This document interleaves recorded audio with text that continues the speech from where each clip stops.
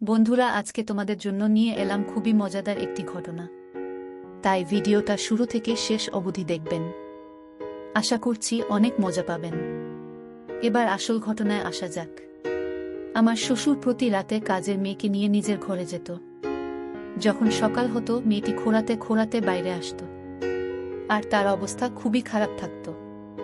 তার চুল এলোমেলো হয়ে থাকত। আমি যখন তাকে জিজ্ঞাসা করেছিলাম, তখন সে বলেছিল যে তোমাদের উপর আল্লাহর অভিশাপ বর্ষিত হবে। তখন আমি খুবই অবাক হয়ে গিয়েছিলাম। একদিন এই গোপনীয়তা উদ্ঘাটনের আশায় আমি কাজের মেয়ের জামা পরে শ্বশুর ঘরে গেলাম। সেদিন আমার সাথে যা হলো তাতে আমার প্রাণী বেরিয়ে যায় অবস্থা। কারণ আমার শ্বশুর আমাকে। বন্ধুরা, আমার নাম হলো মিনু আক্তার তিশা। আমি একটি গরিব পরিবারে বড় হওয়া মেয়ে হওয়া সত্ত্বেও আমার বিয়ে হয় একটি ধনী পরিবারে। বিয়ের আগে আমার জীবন খুবই কঠিন ছিল। কারণ আমরা 6 বোন ছিলাম। আমাদের কোনো ভাই ছিল না। আমাদের মা বাবাও এই পৃথিবীতে ছিলেন না। আমরা বোনেরা যেমন তেমন করে আমাদের জীবনের দিনগুলো অতিবাহিত করতাম। আমার সাথে যে ছেলের বিয়ে হয়েছিল তাকে তো আমি চিনতাম না। ছেলেটি আমার বড় দিদির শ্বশুরবাড়ির তরফে। ছেলেটির মা ছিল না। তার বোন আমাকে নিজের ভাইয়ের জন্য পছন্দ করেছিল এবং এইভাবে আমার বিয়ে হয়েছিল। আমার থেকে ছোট 3 বোন ছিল এবং তারা প্রত্যেকেই কোনো না কোনো বিষয়ে দক্ষ ছিল। এই জন্য বোনেরা কোনো না কোনো কাজ করে নিজেদের জীবিকা নির্বাহ করে নিত।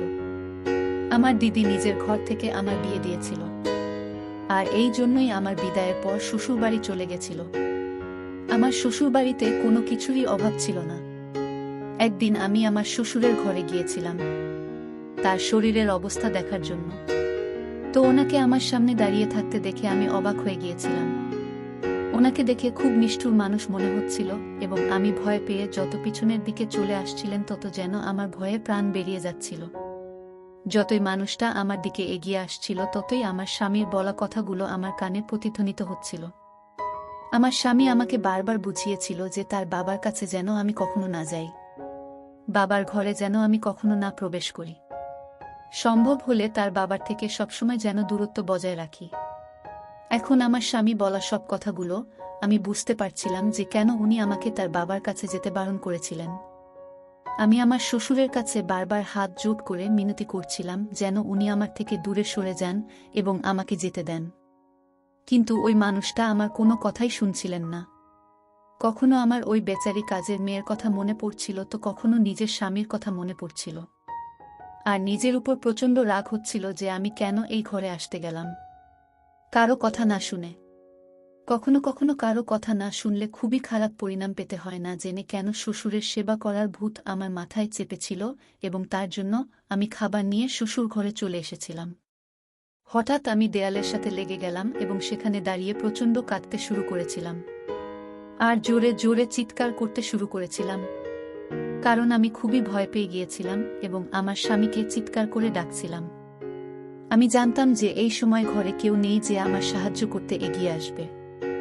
আমাকে বাঁচানোর মতো ঘরে কেউ ছিল না। হঠাৎই আমার শ্বশুর আমার খুবই কাছে চলে এলেন এবং তারপরে যা হলো সেটা বলা আমার জন্য খুবই মুশকিল। কারণ আমার সাথে যা হয়েছিল তা খুবই ভয়ানক ছিল। আমার অ্যারেঞ্জ ম্যারেজ হয়েছিল এবং আমার বিদায়ের পর আমি শ্বশুরবাড়িতে চলে এসেছিলাম। বিয়ের প্রথম রাতে আমার স্বামীর সাথে আমার খুবই ভালো কেটেছিল। দ্বিতীয় দিনও ভালো কেটেছিল এবং তৃতীয় দিনও কেটে গেছিল। আমি দেখেছিলাম যে সকাল হতেই কাজের মেয়ে এসে আমাদের বিয়ের 2 দিন পর্যন্ত প্রচুর কাজ করে দিয়েছিল। কিন্তু আজ জানি না সে কেন আসেনি এবং কোথায় চলে গেছিল তা ও জানি না। আমি যখন আমার স্বামীকে জিজ্ঞেস করেছিলাম তখন উনি খুবই ভয় পেয়ে গিয়েছিলেন। আমি বলছিলাম যে আজকে কাজের মেয়ে আসেনি, আমি নিজেই খাবার বানিয়ে নেব এবং বাবাকেও তার ঘরে খাবার দিয়ে আসব।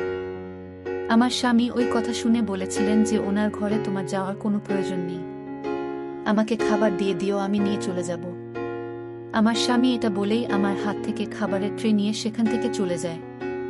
আমার মনে হয়েছিল হয়তো উনি এমন করছেন কারণ আমি এই বাড়ির নতুন বউ এবং নতুন বউয়ের এত কাজ করা ভালো দেখায় না। আমি এখানকার কাউকে চিনতাম না, আশপাশের সমস্ত লোক আমার জন্য অচেনা ছিল। বাড়িতে কেবল আমার স্বামী এবং শ্বশুর থাকতেন। কিন্তু আমি দেখেছিলাম যে আমার স্বামী তার বাবার সাথে খুব বেশি কথা বলতো না। আমার শ্বশুর অসুস্থ। তাই আমার স্বামী আমাকে ওনার কাছে যেতে বারণ করতেন। আমি একবার অথবা দুবারই ওনাকে দেখেছিলাম যখন উনি ঘুমাচ্ছিলেন। অনেকদিন আমার স্বামী কাজ করতে যাচ্ছিলেন না। তাই আমি ওনাকে জিজ্ঞেস করেছিলাম যে এখন তো আমাদের বিয়ের অনেক দিন পেরিয়ে গেছে, কিন্তু এখনো আপনি কাজে কেন যাচ্ছেন না? এই প্রশ্নের উত্তর আমার স্বামী মুখে শুনে আমি কিছুটা অবাক হয়ে গিয়েছিলাম, কারণ উনি আমাকে একা ছেড়ে যেতে চাইছিলেন না। উনি বলেছিলেন যে যতদিন না পর্যন্ত নতুন কাজের মেয়ে পাওয়া যাচ্ছে ততদিন পর্যন্ত উনি কাজে যাবেন না, কারণ আমি একা ঘরে থাকতে পারবো না এবং উনার বাবার সেবা করতে পারবো না। এই কথা শুনে আমি চুপ করে গিয়েছিলাম। 2-3 জন মহিলা এসেছিলেন ঘরের কাজকর্ম করার জন্য।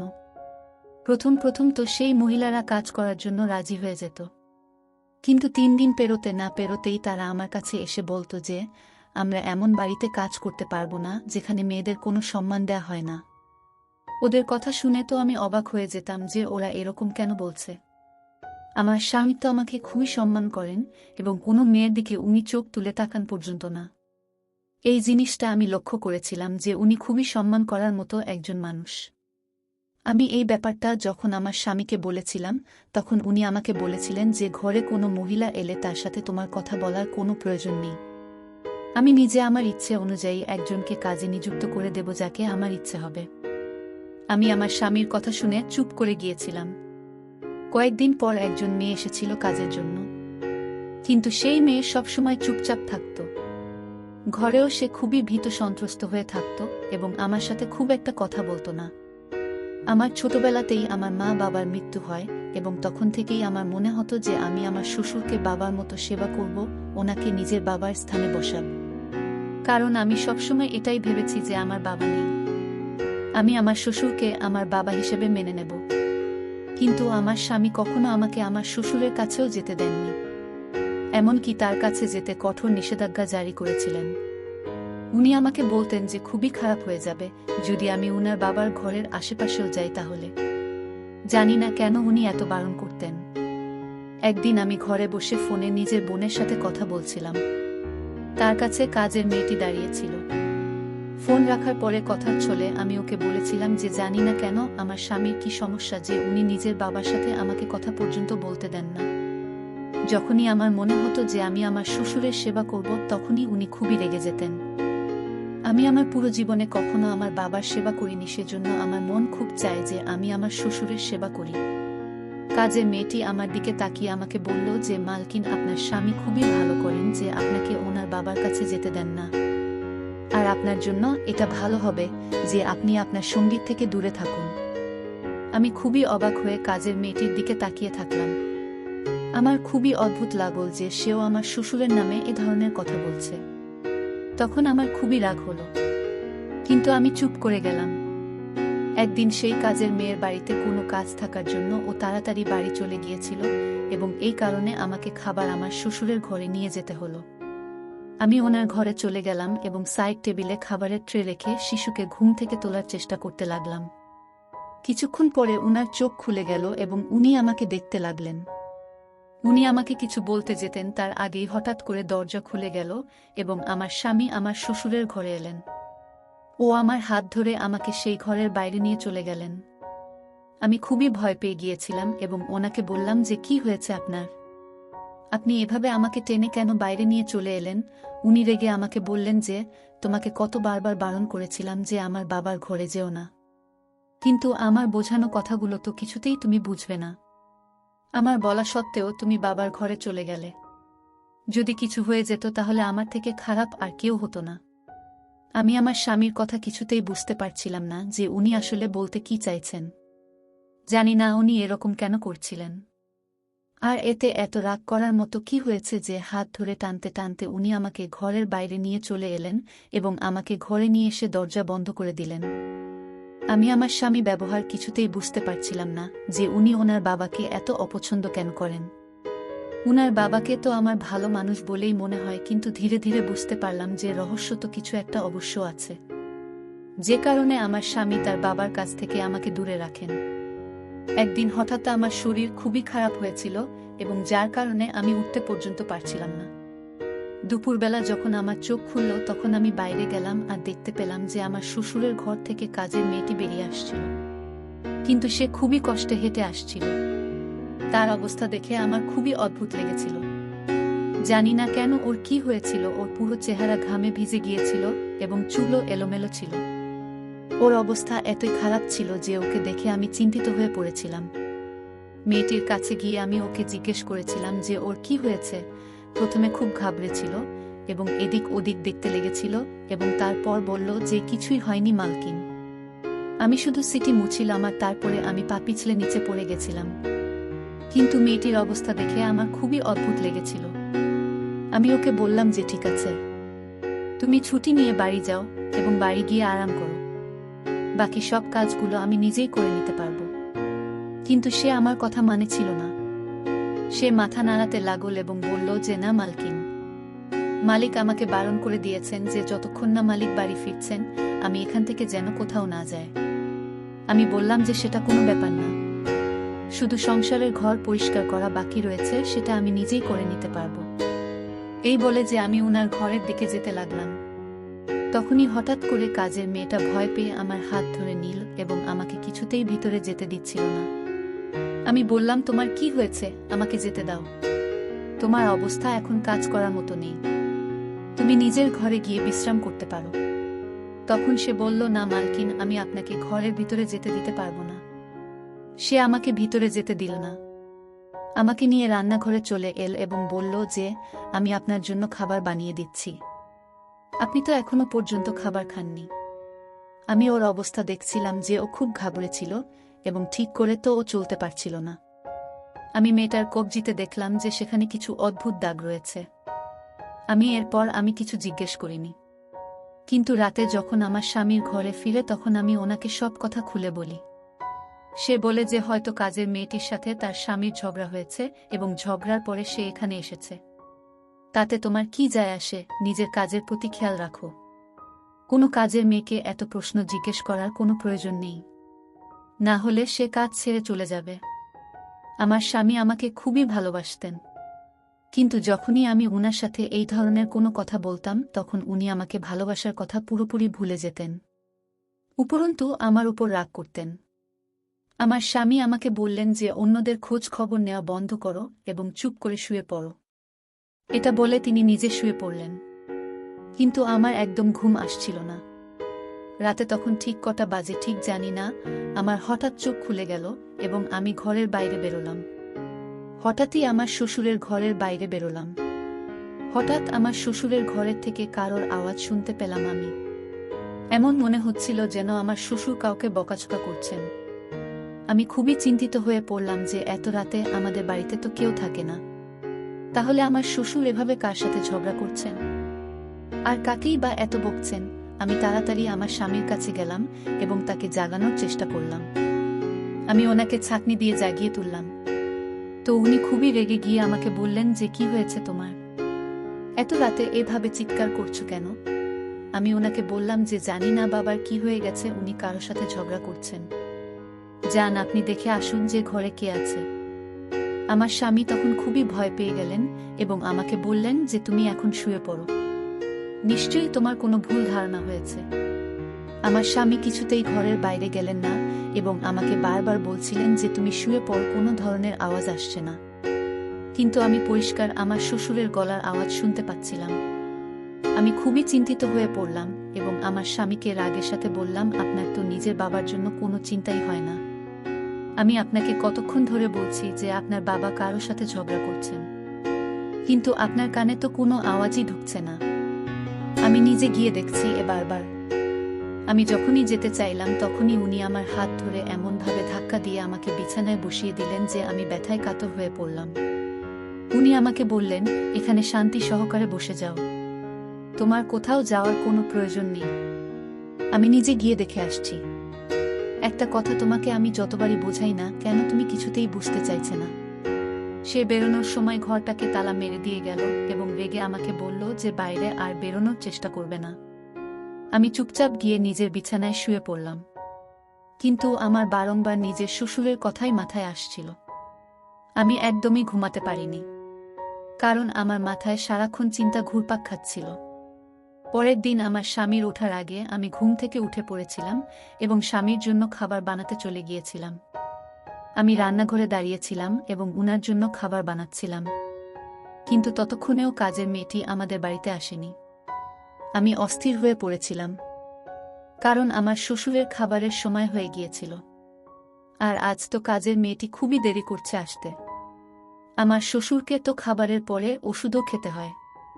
তখন আমার স্বামী উঠে এলেন। তখন আমি ওনাকে এটা বলায় উনি বললেন যে ওষুধ দেওয়ার কোনো প্রয়োজন নেই। যখন কাজের মেয়েটি এসে যাবে নিজে সে খাবার আর ওষুধ দিয়ে দেবে। আমি ওনাকে বললাম যে আপনার কি হয়েছে? আপনি নিজে তো না ওই ঘরে যাচ্ছেন আর না তো আমাকে যেতে দিচ্ছেন, এটা খুবই খারাপ করছেন আপনি। আমি স্বামীকে বোঝানোর চেষ্টা করছিলাম তো উনি রেগে আমার দিকে তাকালেন এবং বললেন, উনার জন্য চিন্তা করার কোনো প্রয়োজন নেই। উনি আমার বাবা, আর আমি যখন উনার জন্য কোনো চিন্তা করি না তখন তোমাকে উনার জন্য কোনো চিন্তা করতে হবে না। এরপর আমার স্বামী রেগে গিয়ে খাবার না খেয়ে অফিসের জন্য বেরিয়ে পড়লেন। আমি অনেক বারবার ভেবেছিলাম যে নিজে গিয়ে শ্বশুরের জন্য ওষুধ খাবার দিয়ে আসব, কিন্তু তারপরে আমি চুপ করে গেলাম। কাজের মেয়েটি খুব দেরিতে বাড়ি এসেছিল। ওর শরীর খুবই খারাপ দেখাচ্ছিল। আমি ওকে বললাম যে তোমার যদি শরীর ঠিক না থাকে তাহলে তুমি আজকে ছুটি নিয়ে নিতে পারতে, তোমার আসার কোনো প্রয়োজনই ছিল না। তখন সে বলল, না মালকিন, আমি চাই না যে আমার সাথে যা যা হয়েছে সেটা আপনার সাথেও হোক। আপনার শ্বশুর আপনার সাথে কিছু খারাপ কাজ করুক অথবা আপনাকে ওনার ঘরে গিয়ে ওনার সেবা করতে হোক। আমি আশ্চর্য হয়ে কাজের মেয়েটির দিকে তাকিয়েছিলাম। জিজ্ঞেস করলাম, তুমি বলতে কি চাইছো? কি হয়েছে তোমার সাথে? তোমার এই কথার মানেটা কি? কিন্তু সে আমাকে কিছুই বলতে রাজি হচ্ছিল না। শুধু এটাই বলল, এই কথাটা কি এখানেই শেষ করে দিন মালকিন। নিজের খেয়াল রাখুন এবং এই বাড়িটাকেও দেখে শুনে রাখুন। আমি তো ভাবতেও পারি না যে আপনি কিভাবে এই বাড়িতে থাকেন আমার কোনো উপায় না থাকায়, এবং আমার সন্তানদের জন্য আমি এখানে কাজ করতে আসি। না হলে এখানে তো কোনো মহিলাই কাজ করতে চাইবে না। আমি জানি না আপনি এতদিন কিভাবে বেঁচে রয়েছেন। এরপরে মেয়েটি খাবারের ট্রে নিয়ে আমার শ্বশুরের ঘরের দিকে চলে যায়। এরপরে আমি চুপচাপ নিজের কাজে ব্যস্ত হয়ে পড়ি এবং রান্নাঘরের সব কাজ শেষ করে হল ঘরে এসে বসে যায়। এরপর আমি দেখি যে কাজের মেয়েটি আমার শ্বশুরের ঘর থেকে খোঁড়াতে খোঁড়াতে বেরিয়ে আসছে এবং এটা দেখে আমি খুবই আশ্চর্য হয়ে যাই। আজকে ওর অবস্থা আরও খারাপ ছিল। আমি খুবই চিন্তিত হয়ে কাজের মেয়েটিকে দেখছিলাম। হঠাৎই ওপরে যেতে যেতে বাঁচল। আমি ওকে গিয়েও সামলে নিলাম এবং জিজ্ঞেস করলাম, তোমার কি হয়েছে? আমি ওর চোখ থেকে গড়িয়ে পড়া জল দেখছিলাম এবং এরকম মনে হচ্ছিল যেন খুবই কষ্টে নিজের জল আটকাচ্ছিল। এরপরেও খুবই ভয় পেয়ে আমাকে বলল যে মার্কিন, আমাকে নিজের ঘরে যেতে হবে, আমার মেয়ের শরীর ভালো নেই। এই কথা বলে সে চলে গেল। কিন্তু আমি জানতাম কিছু তো একটা ব্যাপার আছে, এমন কিছু একটা চলছে যার কারণেও এভাবে চলে গেল।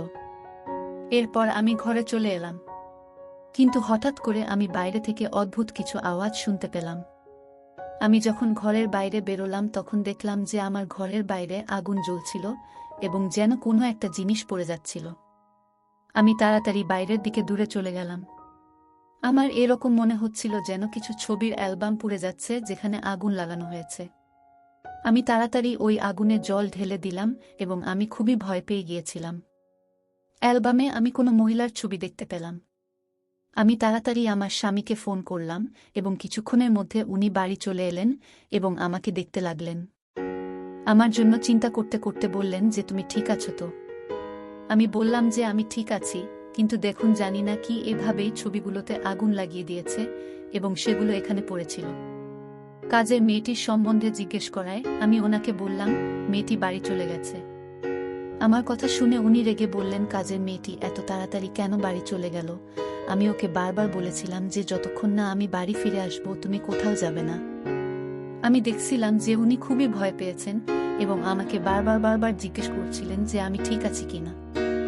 আমি বারবার ওনাকে এটাই বলছিলাম যে আমি একদম ঠিক আছি, আমার জন্য না চিন্তা করার কোনো দরকার নেই, আমি একদম ঠিক আছি।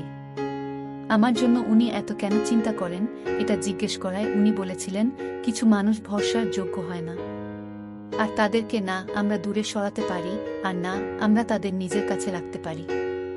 এ কারণেই আমার তোমার জন্য চিন্তা লেগেই থাকে। যদি তোমাকে এখান থেকে দূরে কোথাও নিয়ে যেতে পারতাম তাহলে সব থেকে ভালো হতো।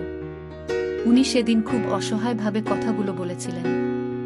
সেদিনের পর থেকে এর সব কিছু যেন স্বাভাবিক হয়ে গেছিল। কোনোদিন আগুন লেগেছে তো কোনোদিন অন্য কিছু হতো। কাজের মেয়েটার এরকমই অবস্থা ছিল। সে শ্বশুরের ঘর থেকে খুবই খোঁড়াতে খোঁড়াতে বেরিয়ে আসত। এরপরে একদিন তো মাত্রাতিরিক্ত হয়ে গেল। যখন মেয়েটা বলল, মালকিন আল্লাহ করুন আপনার শ্বশুর যেন মারা যান, তাহলে আমার জীবনে শান্তি আসবে। আমি তখন খুবই অবাক হয়েছিলাম তার এই কথা শুনে। সে হয়তো আমার শ্বশুরের সেবা করে ক্লান্ত হয়ে গেছিল এবং সে কারণেই কথাগুলো বলেছিল। আমার শ্বশুরের জন্য আমার স্বামী তাকে বাড়ি ফিরতে দিতেন না।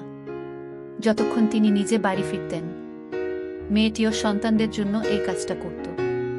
কারণ আমার স্বামী তাকে বেশি স্যালারি দিতেন, আর আমাদের বাড়িতে সেরকম কোনো কাজও করতে হতো না। তার একটাই কাজ ছিল যে তাকে আমার শ্বশুরের ঘরে থাকতে হতো এবং তার সেবা করতে হতো। আজ মেয়েটি আমাকে আগেই বলে চলে গেছিল যে সে কাল কাজ করতে আসবে না এবং আমি যেন নিজের বন্দোবস্ত করিনি কালকের জন্য। আমি আমার স্বামীকে এই কথাটা জানাইনি, কারণ আমি কালকের সারাদিনটা নিজের হাতে শ্বশুরের সেবা করব বলে ঠিক করেছিলাম। আমি আমার স্বামীকে মিথ্যা কথা বলেছিলাম। আমি বলেছিলাম যে কাজের মেয়েটার আজ আসতে একটু দেরি হবে এবং এই কারণে আপনার চিন্তা করার কোনো প্রয়োজন নেই। সে যখন আসবে তখন সে নিজেই খাবার নিয়ে শ্বশুরমশাইয়ের ঘরে যাবে। আমার স্বামী এই কথা শুনে নিশ্চিন্ত হয়ে অফিসে চলে গেছিলেন। আমি শ্বশুরমশাইয়ের জন্য খাবার বের করলাম এবং ওনার ঘরের দিকে চলে গেলাম। উনার ঘরের দরজা খুলে দেখলাম উনি জেগেছিলেন এবং বসেছিলেন। আমাকে উনি খুবই অদ্ভুত নজরে দেখতে শুরু করলেন। হঠাৎ উনার মুখের ভাব বদলাতে শুরু করল এবং উনার চেহারা এই ধরনের বদল দেখে আমি খুবই ভয় পেয়ে গেলাম। ধীরে ধীরে ওনার চোখ রোমশ লাল হয়ে উঠছিল। যা কেন বন্ধ করলেন? ভয়ে ভয়ে আমি ওনাকে জিজ্ঞেস করলাম এবং বললাম যে আমি বাইরে যেতে চাই। আজ আমার নিজের স্বামীর কথাগুলো খুব মনে পড়ছিল। উনি আমাকে বারবার করে বলেছিলেন যাতে ভুলেও আমি কোনোদিন আমার শ্বশুরমশাই ঘরে ঢুকি বা ওনার আশেপাশে শোনা যায়। এরপরে সুসংসে আমার দিকে এক পা করে এগোতে লাগলেন এবং আমি পিছনে পিছু হটতে শুরু করলাম। হঠাৎ আমি দরজার সাথে লেগে গেলাম এবং আমি খুবই অসহায় বোধ করছিলাম। আমি কি করব কিছুই বুঝতে পারছিলাম না। আমি কখনো বন্ধ দরজাটাকে দেখছিলাম আর কখনো শ্বশুরমশাই দিকে তাকাচ্ছিলাম। পরের মুহূর্তেই আমি চিৎকার করতে শুরু করলাম। চিৎকার করতে করতে আমার শ্বশুরমশাইকে বললাম যে আমাকে যেতে দিন, ছেড়ে দিন আমাকে। আজ কাজের মেয়েটির কথাও খুব মনে পড়ছিল আমার। এরপর এমন কিছু একটা ঘটল যেটা ব্যাপারে আমি কখনো কল্পনাও করতে পারিনি। আমি চিৎকার করছিলাম। হঠাৎই আমি অজ্ঞান হয়ে পড়ে গেলাম। যখন আমার জ্ঞান ফিরল তখন আমি নিজেকে আমার ঘরের মধ্যে পেলাম এবং আমার পাশে আমার স্বামী বসেছিলেন। উনাকে দেখে আমার চোখ থেকে জল গড়িয়ে পড়ল, আর আমি কাঁদতে কাঁদতে আমার স্বামীকে জড়িয়ে ধরলাম আর খুবই কাঁদতে শুরু করলাম। উনি আমাকে দেখে বললেন যে তুমি ঠিক আছো তো? কি হয়েছে তোমার? এবার কান্না বন্ধ করো, তুমি আমার সাথে আছো, তোমার চিন্তা করার কোনো প্রয়োজন নেই। আমি মাথা নাড়িয়ে তাকে জানালাম যে আমি একদমই ঠিক নেই এবং কাঁদতে শুরু করলাম। উনাকে বললাম যে আমাকে এখান থেকে দূরে কোথাও নিয়ে চলুন, আপনার বাবা তো খুবই খারাপ একজন মানুষ। আমি খুব জোরে জোরে কাঁদতে শুরু করলাম। আমার স্বামী আমাকে বললেন, আমি তোমাকে বারবার বারণ করেছিলাম ওনার ঘরে না যেতে, আর আমার বাবার থেকে সবসময় সাবধানে থেকো, কিন্তু তুমি তো আমার কোনো কথাই শুনবে না। আমার কোনো কথা তুমি বোঝার চেষ্টাই করেনি। আমার এত কান্নার ফলে আমি কাঁদতে শুরু করেছিলাম এবং আমার চোখ প্রচণ্ড লাল হয়ে গেছিল। এরপরে আমার স্বামী আমাকে বললেন যে তুমি আসল সত্যিটা জানতে চাও না যে আমার বাবা কেন এমন? তাহলে শুনুন, ছোটবেলা থেকেই আমি আমার বাবাকে প্রচণ্ড ঘৃণা করতাম, কারণ আমি সবসময় দেখেছি আমার বাবা আমার মায়ের প্রতি প্রচণ্ড অত্যাচার করতেন।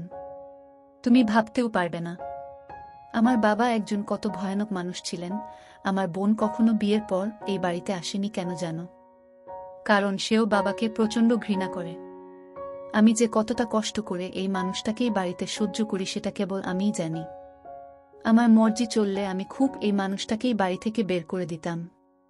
কিন্তু তারপরেই আমি ভাবি যে যতই হোক তিনি তো আমার বাবা হন। আমি উনার সাথে এরকম কিভাবেই বা করতে পারি? এ কথা ভাবলে উনার জন্য আমার চিন্তা হতে শুরু হয়। উনি আমার মায়ের সাথে যেটা করেছিলেন আমি তো ওনার সাথে সেটা করতে পারি না। আমার মা ছাড়া উনি অন্যান্য মহিলাদের সাথে এটা করতেন।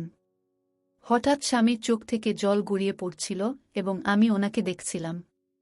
উনার এরকম অবস্থা দেখে আমার খুবই কষ্ট হচ্ছিল। আমার এরকম মনে হচ্ছিল যেন এর পরে সত্যি বলার অবস্থাতেও উনি নেই। আর শ্বশুরমশাইয়ের এই ধরনের সত্যিই জানতে পেরে আমি তো অবাক হয়ে গিয়েছিলাম। স্বামীকে বললাম, আমাকে সব সত্যিটা খুলে বলুন। প্রথমে তো উনি চুপ হয়ে গিয়েছিলেন, আমাকে বলতে চাইছিলেন না। তারপরে বললেন, যখন আমরা ছোট ছিলাম তখন আমরা দেখতাম যে আমার বাবা মহিলাদের ভীষণ ঘৃণা করতেন। উনার ভীষণ রাগ হতো এবং উনি আমার মায়ের গায়ে হাত তুলতেন। আমার মাকে উনি ভীষণ মারতেন। ওনার এই কাজের জন্য আমরা সব ভাই বোন ওনাকে খুব ভয় পেতাম। আমি বাবাকে থামানোর বহু চেষ্টা করেছি। বাবা আমাকে কিছু বলতেন না, কিন্তু আমার বোনদের খুব মারতেন। কারণ আমার বোনেদের একটাই দোষ ছিল, তারা মেয়ে ছিল। এ কারণে আমার বোনেরাও আমার বাবাকে খুব ঘৃণা করত। আমি ওনাকে খুব ঘৃণা করতাম, কিন্তু ওনাকে কখনো সামনে থেকে বলতে পারিনি। সময় পেরোতে লাগল এবং আমার বাবা আমার মায়ের উপর এত বেশি অত্যাচার করত যে শেষ পর্যন্ত আমার মা এই অত্যাচার সহ্য করতে না পেরে নিজের জীবন শেষ করে দিয়েছিল। শুধুমাত্র এই মানুষটার জন্য আমার মা নিজের জীবন শেষ করে দিয়েছিল এবং আমাদের একা ছেড়ে চলে গিয়েছিল। এরপরে আমি আমার বোনদের রক্ষা করেছিলাম, তাদের বিয়ে দিয়েছিলাম। কারণ আমি বোনেদের ভবিষ্যৎ নষ্ট করতে চাইনি যে তারা এই বাড়িতে থেকে আমার বাবার কাছে প্রতিনিয়ত মার খেতে থাকুক। বাবার কোনো কালের সন্তানদের প্রতি যত্ন ছিল না। এই কারণেই আমি আমার বাবাকে খুব ঘৃণা করতাম। সময় পার হতে লাগল এবং উনি এই কথাটা বুঝতে পেরেছিলেন যে উনার অত্যাচারের কারণেই উনার স্ত্রী নিজেকে শেষ করে দিয়েছিল। এরপর থেকে উনি মহিলাদের খুব ভয় পেতেন। আমার মা আমার স্বপ্নে আসতো এবং ওনাকে বলতো যে মা কখনই আমার বাবাকে ক্ষমা করবে না। এ কারণেই আমার বাবা এরপর থেকে মহিলাদের খুব ভয় পেতে শুরু করলেন। উনার কাছে যখনই কোনো মহিলা যেতেন তখনই উনি খুবই রাগী আচরণ করতেন তাদের সাথে এবং মহিলাদের মারতে যেতেন। উনি মহিলাদের দেখে খুবই রেগে যেতেন অথবা পাগলের মতো ব্যবহার করতেন। এজন্যই আমি তোমাকে আমার বাবার সামনে নিয়ে যেতে চাইনি। আমি চাইনি যে তুমি কখনোই আমার বাবার সত্যিটা জানতে পারো। এসব বলে আমার স্বামী চুপ করে গেছিলেন। উনি নিজের চোখের জল লুকিয়ে সমস্ত কিছু বলছিলেন। বলার পরে লজ্জায় তিনি কাঁদতে শুরু করলেন। লজ্জার ফলে তিনি চোখের পলক নামিয়ে নিয়েছিলেন। আমার এরকম মনে হচ্ছিল যেন নিজের বাবার এই ব্যবহারের কথা বলতে খুবই লজ্জিত বোধ করছিলেন। আমি অবাক হয়ে গিয়েছিলাম। একজন মানুষের মহিলাদের প্রতি এত ঘৃণা কি করে থাকতে পারে? এর উত্তর জানার জন্য আমি আমার স্বামীর দিকে তাকালাম এবং বললাম, আপনার বাবার মহিলাদের প্রতি এত ঘৃণা কেন হয়েছিল যে তিনি নিজের স্ত্রীর উপরে এত অত্যাচার করতেন? আমার স্বামী এ কথা শুনে চুপ করে গেলেন এবং বলেন, এর থেকে বেশি আমি তোমাকে কিছুই বলতে পারবো না। আমি ওনার কাছে জেদ করতে লাগলাম, কারণ আমাকে জানতেই হতো। কোনো একটা কারণ তো নিশ্চয়ই থাকবে যার জন্য উনি মহিলাদের এত ঘৃণা করতেন। শ্বশুরমশাই কি নিজের মাকেও এরকম ঘৃণা করতেন? স্বামীকে আমি এই কথা জিজ্ঞেস করার চেষ্টা করছিলাম, কিন্তু উনি আমাকে কিছুই বলতে চাইছিলেন না। হঠাৎ উনি আমাকে বললেন, উনি সব মহিলাকে এইভাবে ঘৃণা করতেন। আমি আমার স্বামীর দিকে তাকালাম এবং বললাম যেন যখনই কোনো কাজের মেয়ে শ্বশুরের ঘরে ঢুকত না সেবার জন্য, তখন উনি ওর সাথেও এরকম করতেন। মেয়েদের উপর তিনি অত্যাচার করতেন এবং তাদের খুবই খারাপ অবস্থা করে তিনি বাইরে যাওয়ার অনুমতি দিতেন। শ্বশুরমশাই কাজের মেয়েদেরও মারতেন। আমার স্বামী বললেন, আমি এ সমস্ত কিছুই জানি, কিন্তু আমি বাধ্য ছিলাম। যদি আমি চাইতাম তাহলে আমি নিজেও সেবা করতে পারতাম বাবার, কিন্তু কোনোদিনই আমি ওনাকে সেবার যোগ্য মনে করিনি। ওই মানুষটা একজন মানুষ নয়, বরং মানুষের মুখোশ পরে থাকা একটা শয়তান, যে শয়তান মেয়েদের উপর যথাসাধ্য অত্যাচার করত। উনি আমার মা, বোন, এমনকি বহু মহিলার সাথে যে আচরণ করেছেন তার জন্য আমি ওনাকে কখনো ক্ষমা করতে পারব না। উনি একজন নিষ্ঠুর মানুষ, আর এখন তো উনি আমার স্ত্রীর গায়েও হাত তুলেছেন। আমি জানি এখন পাগল, উনি নিজের হুঁশে নেই, কিন্তু আমার খুবই খারাপ লাগছে। তোমার গায়ে ওনার হাত ওঠানো উচিত হয়নি। আমি এই কারণেই তোমাকে বাবার কাছ থেকে সবসময় দূরে রাখার চেষ্টা করতাম।